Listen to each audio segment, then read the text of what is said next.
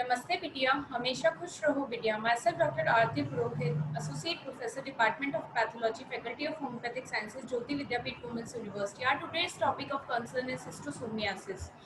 The Schistosomia japonica inhabited in the portal venous system. Skin contact with water contaminated by Cercaria. The basic pathological lesion is the ag granuloma in the liver and the colon. Acute schistosomiasis is causing the fever, enlargement and tenderness of the liver, eosinophilia and dysentery. In chronic schistosomiasis, fibro-obstructive lesion around the portal vessels. Late stage, there is a giant spleen, ascites, hypertension and portal venous system. Etiology include in mature form discoid and female is long and thin and male are short and thick. Eggs are Miracetia and it. These are the adult male and female you can see in this picture. This the life cycle is adult worm passes in the eggs remains into the fresh water, and the Miracetia is a larva which penetrate into the body of the snail, which is the intermediate host Oncomillenia. Then it's convert the Cercaria larva, and this Cercaria larva again form the adult worm passing the eggs. Thus the cycle goes on. The worm reaches the sexual maturity in the veins of abdominal cavity of female. First, we will start it from here.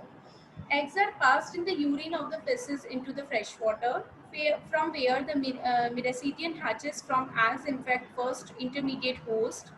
Then Cercaria leaves the snail penetrate skin to the of the human who is in the water. Then immature worm enters the bloodstream and eventually end up in the vein near the intestine or bladder. Then worm reaches the sexual maturity in the veins of abdominal cavity. Female produces eggs and eggs enter into the intestinal tract and the bladder. Then again eggs are passes in the bladder. This is the how the life cycle take place. Now this is again the same cycle which is taking place, and you can see the other species of this.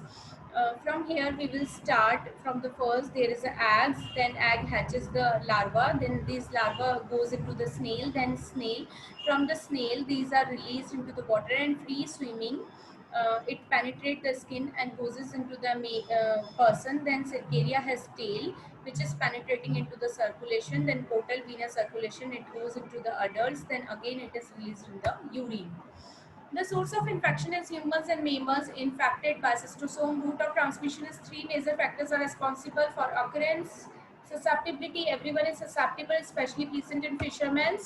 The method of disposal of the human excreta is a major factors which is responsible. The presence of the snail intermediate host and the contact with the Cercaria infected water.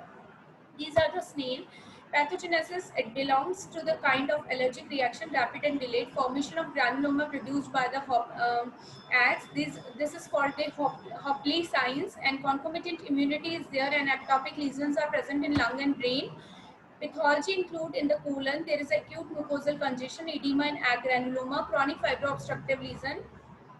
In the liver, there is an acute enlargement of the liver and egg granuloma on it. Chronic portal venous cirrhosis. Other organs are include lung and brain, and systemic symptoms include in acute schistosomiasis, it occurs mainly July to September. Then the history of contact with the schistosomic infected water. Schistosome dermatitis is there. Incubation period varies from 23 to 73 days or a month.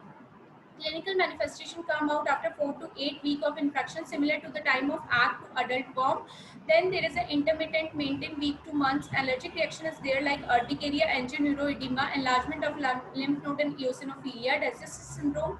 There is abdominal pain, diarrhea, pus and blood, constipation and diarrhea, hepatosplenomegaly. In chronic schistosomiasis, it is asymptomatic. Most persons are asymptomatic. In symptomatic, the most common syndrome is abdominal pain with intermittent diarrhea. Hepatosplenomegaly is there. Terminal stage of schistosomiasis, there is a liver cirrhosis, which is a prominent syndrome. According to the manifestation, it can be categorized into three types: the giant spleen, ascites, and dwarf. Ectopic lesions are present in lung and brain. In lung, found in acute schistosomiasis by egg deposition, symptoms are light and signs are not clear. In brain, at acute stage, there is encephalomeningitis, and in chronic type, there is focal epilepsy. Laboratory findings in blood routine tests, acute stage, there is eosinophilia, WBC raised by 10 to 30 per liter, and chronic stage eosinophils slightly and moderately raised. In terminal stage, WBC and platelets are lower.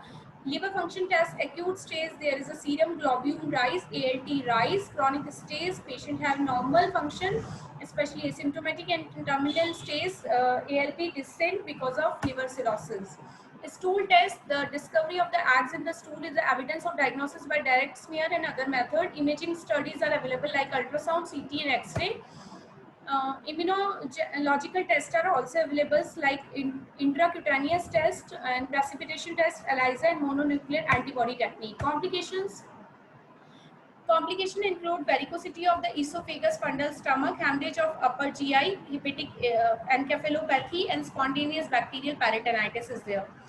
Some intestinal tract complications like appendicitis and intestinal obstructions are also available. In diagnosis, epidemiological date, occupation, history of traveling of endemic area, contact with infected water, clinical date, acute stage, chronic stage, terminal stage, laboratory findings, blood routine test, characterize eggs in the feces, biopsy, and positive immunological test. Differential diagnosis, acute cystosomiasis should be differentiated from the typhoid, amoebic liver abscess, tubercular peritonitis, military tuberculosis, bacillary dysentery, malaria, etiological test, and X-ray of the chest. Chronic cystosomiasis in anapteric viral hepatitis, amoebic dysentery, chronic bacillary dysentery. In terminal stage, it should be differentiated with the liver cirrhosis and necrosis liver cirrhosis. Prognosis, factors affecting the prognosis are continuation of infection, last of pathogenesis, age of the patient, and complication.